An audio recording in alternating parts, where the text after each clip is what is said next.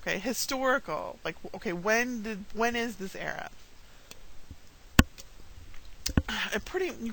Some people might say it starts in 1832 with the first Reform Bill. Other people would say it starts in 1837 when Queen Victoria assumes the throne. And this is a period that is named after her, and it lines up pretty closely with her reign. But the early Victorian period goes right up into 1848. And your book also broke this down for you. We see more political reforms for middle class men, but up the 40s were a time of political upheaval and economic anxiety. These are often called the Hungry 40s in England. There is a lot of shortage of food. We have increased urbanization, increased industrialization. We have a lot of people starving to death. This is around the time of the Irish potato famine. So we're seeing a lot of really hungry poor people and the kind of economic anxiety that comes with that. The revolutions of 1848, France has a revolution. Italy has a revolution. Germany has a revolution. There are all kinds of revolutions going on. I take that back about Germany. I'll have to check that. But France, Italy, a lot of other countries are having revolutions. England does not have a revolution in 1848, but they're certainly influenced by this idea of the political upheaval going on the rest of the world. The mid to late Victorian period, when we would think of as the high Victorian period, 1850s to about 1890s. I mean, I think your book breaks it out to the 70s, but anyway, just know that there's this kind of middle period that's called high Victorian. Compared to the poverty and anxiety of the Hungry 40s, this is a lot more prosperous. Economic good times, definitely on the way. This is the period where the empire really expands. More social reforms for women. So it's just a much more kind of successful and prosperous era. And then lastly, we have the 1890s. In America, this period is called the Gay 90s. It's really a time of economic prosperity. The French word for this period is fin de siècle, end of the century, that really talks about this decade. But because there's so much prosperity, there's a lot of concern about decadence, that society is degenerating, that we're really seeing a decline in morals, that all people care about are kind of material things. So we'll see concerns about running up in the 90s about the end of the century. Now, elements of Victorianism will reflect the conflict between various sets of ideas. For example, progress and destruction, the private and the public, home and abroad, faith and doubt. These four things, these four kind of paradoxes, we are going to be talking about a lot for this era. These things are really important. Write them in your notes. Okay, so the Victorian era basically struggles to define itself in the face of change. What changes? Increasing industrialization and urbanization. We talked about this in the lecture on Romanticism. That is just increasing, right? The Industrial Revolution is on its way, and England is reaping the economic gains, but also suffering its very painful transition to industrialization. Technological change. The building of the railroads. For the first time, we get mass transit. Cannot emphasize enough how much this will change people's lives. The rise of the middle class as a political and social force. Before the 19th century, the middle class was not a political or social force to be reckoned with, and this century is where they really get their start. The expansion of the empire. Women's struggle for political and economic rights, which was something you might have noticed noticeably absent from our discussions of the Romantic era. An understanding of religion that is challenged by scientific discoveries in geology and biology. Like really, during this period, the world changed. And in the intro to the Norton, it talks about the people would not recognize their own, like there was so much change, like that from one generation to the next or between two generations. That this idea you wouldn't recognize your own grandfather. It was just an insane amount of change. Okay. This is a picture of the Great Exhibition of 1851, the Crystal Palace. And this was seen as just this remarkable, positive showcase. You can't tell that this is all made out of glass. It's metal and glass. It's a metal and glass building, which was really modern at the time. It was just considered this amazing architectural achievement. That Britain had the economic superiority of the world, it had the military superiority over the rest of the world, and it was industrial superiority. And the technology was superior. This was, and they used all those things to emphasize their superiority. You see in American culture, often at various times in American culture, the World's Fair has occupied that kind of place in our culture. Lovely picture of the railway station. Again, think about what this technology means for people. You could start out one day in London, and you would, in 5 hours you could be in, well, maybe not 5 hours, but at the end of the day you could be in Scotland, right, or Wales, or someplace like that. That it made the country smaller. We're really familiar with this as a result of globalization in our culture, right? Like, get on a plane, like I could be in France in 6 hours. It makes the world smaller, and it makes people more connected, but also all the things that come with mass transit. Mixing of classes, social classes, right? First class, third class, third class, all that kind of thing. So we have mixing of social classes. It means people are more mobile, but it means maybe there's less connection, or there's anxiety about leaving behind your roots. Cannot emphasize enough how important the development of the rail. The first successful rail line opens between Liverpool and Manchester in 1830. And just think, going back to that lecture on Romanticism, think, how will railroads affect urbanization? Are they taking more people into the city? How do they affect nature? What happens to the land? Like, what does the railroad do to the landscape? Factories. Like, are railroads going to help factories?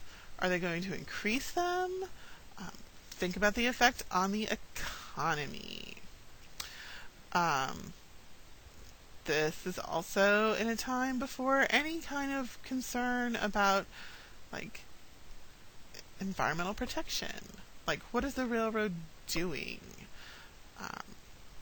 As it spews its, smoke out into the air. Think about how, how this plays into these various kind of strains in 19th century culture. Okay, you don't have to write this down. But so this is a diary entry from a guy who remembers his first train ride. It's like the first time he went on an airplane, right? It's just amazing, right? He says it's magnificence of our progress. When they sense that the train is really going, right? It's curiosity and excitement. People are just lining the road to watch the train go by, waving handkerchiefs at them. It takes us this tremendous velocity. I would like to point out this train is probably going 15 miles an hour. And people, it's like, the best roller coaster in the world. So it's very comparative. But this entry just conveys that Victorian optimism about progress and technological change. It's amazing. And not just technological progress. I think it might be hard for us initially to say, there's a moral aspect to trains? But Samuel Smiles, the first self-help writer who wrote a book called Self-Help in 1859, talks about, right, this, punctuality, discipline, attention, right? It's a moral teacher. So even they see the train as this kind of moral influence. So where's the conflict? It sounds great, right? It is progress of various kinds. Who could not like trains? think about what somebody like William Wordsworth would think about a train, right? Was he all about, like, yes, people should live in cities where it's modern? Or is there a concern about what living in a kind of urban industrial landscape would do? The other side is destruction. Wordsworth opposes the construction of a railroad line that goes through the heart of the Lake District. He writes this sonnet. Is there no nook of English ground secure from rash assault? It just chews up the land. And there is concern about, going into the cities that are so filled with smoke. It's such a gray, horrible landscape. And they recognize that it had health effects too, but there is a concern about this. So that's the railroad. Rise of the middle class. In 1832, these are all important dates. In 1832, the Reform Bill extends the franchise to the middle class.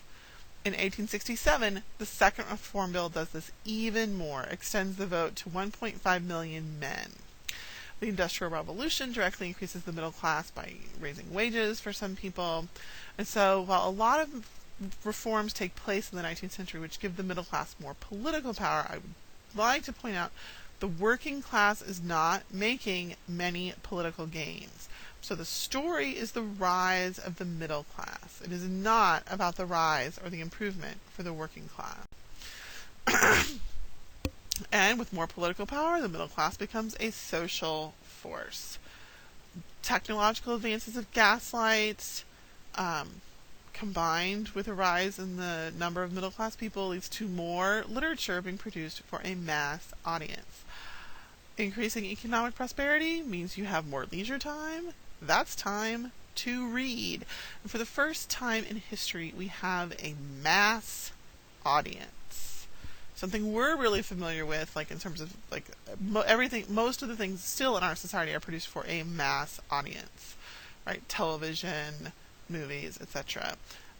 This was a new thing in, say, 1850. And the purchasing power of that audience will affect literature's content. We have 60,000 novels published in the 19th century.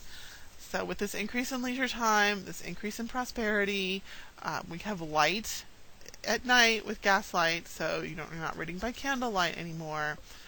It really enables reading to take off, specifically the reading of novels, and we'll see why.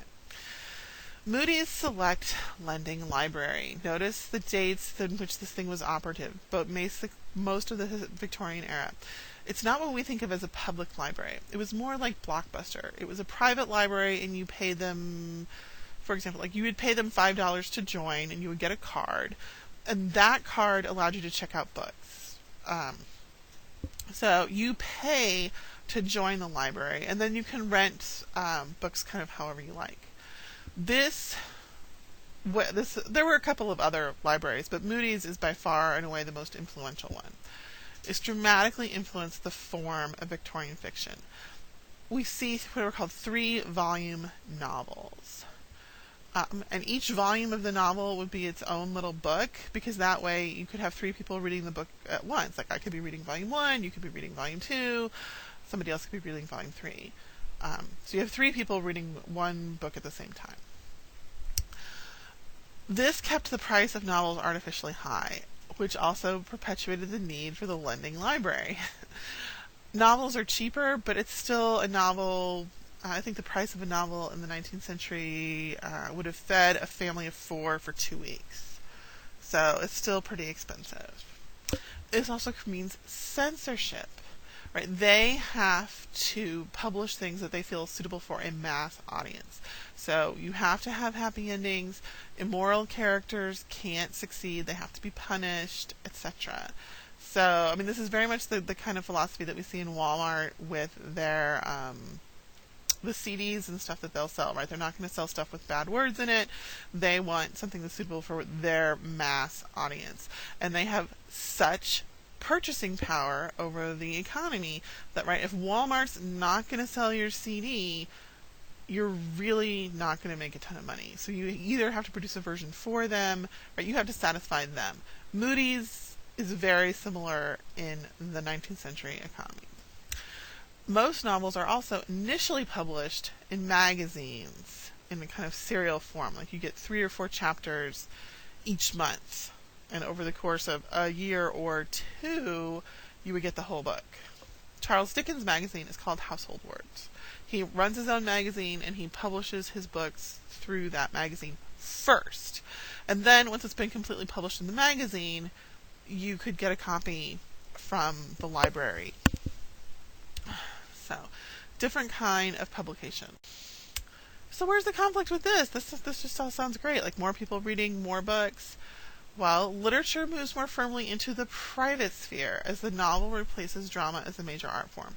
In the 18th century, drama was the major art form that most people would have contact with. And going to the theater was a social occasion. You went to see and be seen. It was public. You were part of it.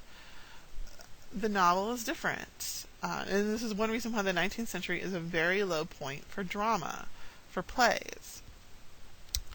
The novel reading then was a little bit more social than now because maybe not everybody in your family was literate. So maybe you would read it in a group. But it's still pretty individual. I mean, if you think about the experience of reading a book, it's hard to read you go in a room by yourself normally and you read your book. So it's a really individual, private experience. Although the novel also reflects society, but a novel started emphasizing individual experience. We have novels, with first-person narration, first-person heroes, David Copperfield, Jane Eyre, where it's really about the creation of the individual. And the doctrine of separate spheres emerges, which has a lot of implications for gender. We will go into more detail about this in a minute. So these are 2 phrases that mean the same thing, and they're both pretty important, so you need to write them down. It's called domestic ideology or the doctrine of separate spheres. And this is an idea that should be, it's not super prevalent in our society, but it should be very familiar to you. The public sphere is the world of work, the marketplace, politics, publicity. It's seen as really dangerous, and it's filled with temptation for women. And it's hard for men. It's hard for men to go out in the world of work. Which is why this idea is this distinction between work and home. It gets stronger in 18th century or 17th century when you have a highly agrarian economy. If any of you grew up on a farm, you will know that home is a place of work, right? There are chores to do. There's work that you do inside the home. You go out to work the land around your home, right? There's not this huge distinction of, home is a place of rest. Home is a place where you recover from work. But if you think about your kind of like 1960s, 1950s stereotypical housewife or arrangement, like the man comes home from a hard day at work, and home is where he puts up his feet, and his wife gives him a martini, and he comes home to rest, right? Home is a place where you recover from being out in the public world. And the public world, working, doing all that stuff, that is a world of men. The home, right? A woman's place is in the home. This idea is really, really popular at this time in Victorian England. The song Home Sweet Home is one of the most popular songs in the 19th century. Yes, this idea that women make a home, right? Women work in the home, and unlike the kind of work you do outside the home, it's unpaid, and women don't get paid for their work. The phrase a public woman means a prostitute, right? Who gets paid for their work? Prostitutes get paid for their work. Prostitutes are out in the streets, right? Out in the public. They're taking money for things that they do, right? They're in an economic marketplace. Now, I will say, emphasize this idea that the public is associated with men and the private is associated with women. This is true for middle class women and upper class women. It's not true for working class women. Working class women always need to work. They always have to go out into the public sphere and work. So this is really a middle class idea, and it's associated with the rise of the middle class. But we will see a lot of questions and things that circulate around this idea of the public versus the private.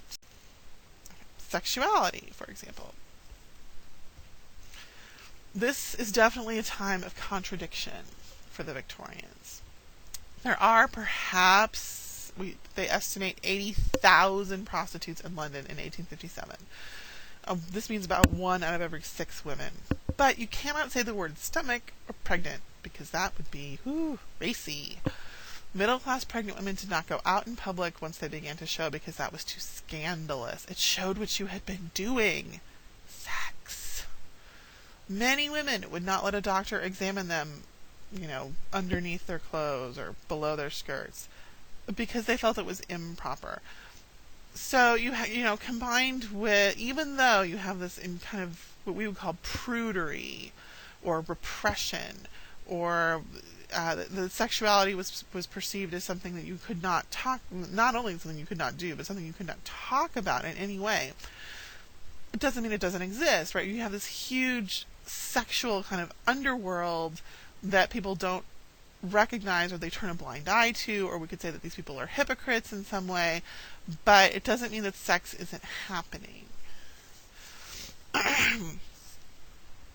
So it doesn't mean that I meant to take it out.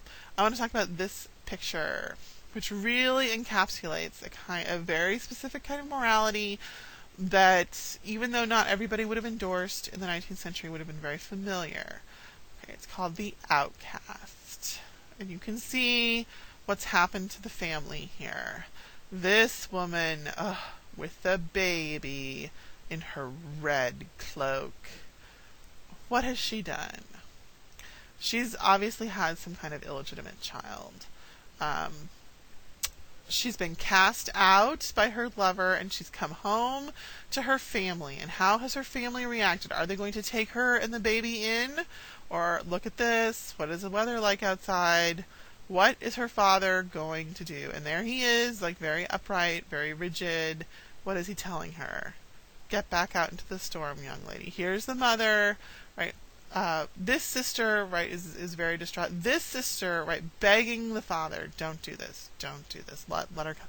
The brother also overcome with shame.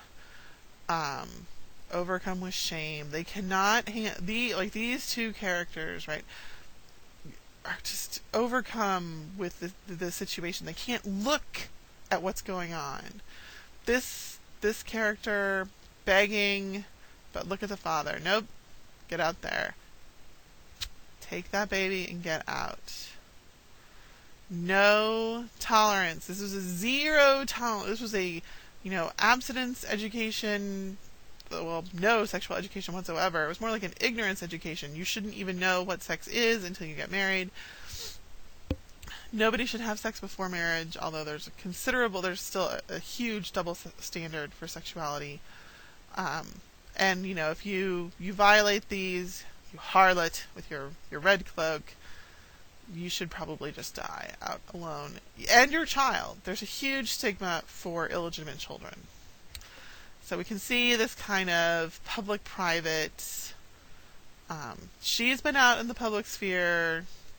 They're not letting her back in the home. It's not going to happen. Okay. Let's move to a wider world. Expansion of empire. Countries today: Australia, Burma, or we call it Myanmar, Canada, Hong Kong, India, Jamaica, West Indies, New Zealand, South Africa, Rhodesia, Ireland. It's a lot of territory. At its height, 25% of the world's population and 25% of its land. Which means, this is why they have the saying, the sun never sets on the British Empire. Because it's everywhere. It's all around the world. It was a lot of territory. The classic map of the British Empire would have the red parts. These red parts are British territories. Or pink. It's a lot of land all over the place. A lot.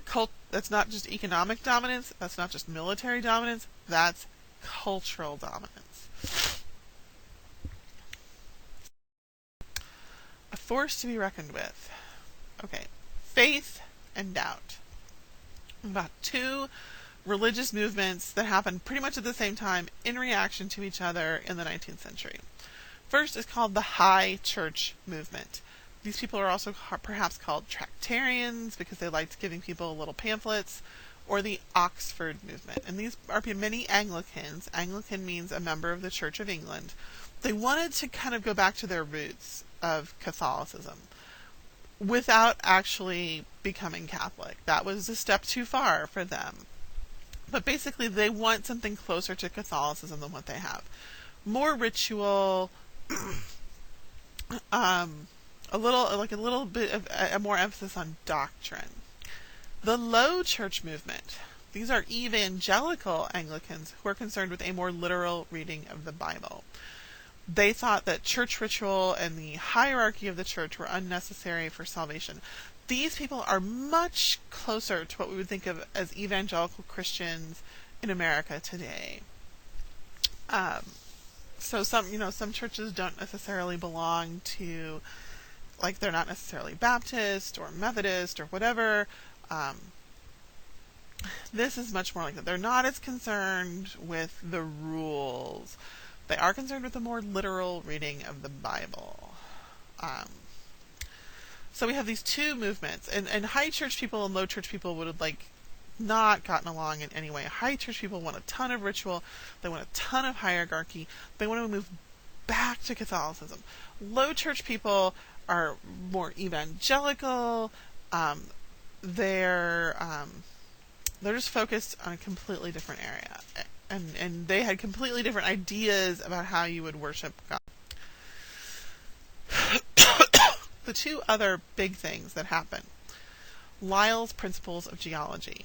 The concept of geologic time, which is that the Earth must have existed for more than, say, 6,000 years, and that the fossil record is incompatible with literal readings of the Bible, really challenged people's understanding at the time of Christianity. It would not challenge some people's ideas today. Ditto Darwin. Origin of the species. Evolution also challenges ideas about time, the creation story. So you have advances in science, specifically geology and biology, and the concept of evolution, which challenge a literal understanding of the Bible for a lot of believers. And so people just saw, this technological progress, right? Progress in ideas, progress in science, destruction of certain kinds of Christian belief. Right? So that's the conflict here. That's also, right, faith and doubt. Right? These scientific discoveries make me doubt a literal reading of the Bible.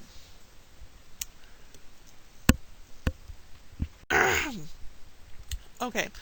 These are questions to help you think about Arnold's poem, Dover Beach. It's like a romantic conversation poem. We have a speaker looking at something natural, looking at the sea, and he's talking to another person. Think about, who is this person? Nature is used for thoughtful meditation. However, look at the end, and think about, how is this different than Intimations Ode or Tintern Abbey? What is the world like according to the speaker at the end of the poem? And what's his solution to the problem, right? Remember, a lot of romantic conversation poems are like problem and solution. Think about, what's the problem here, and then what is the speaker's solution? How satisfying is that? Okay. These are questions for Invictus. Like Dover Beach, night is mentioned, but how does night affect the speaker here? This also seems to be a religious poem. Think about Pitt and the horror of the shade. This line, bloody but unbowed, is a famous, famous line. And think about, what is the speaker's attitude about life? What is his solution to the problem? So we'll compare these two poems. We'll talk about them in class.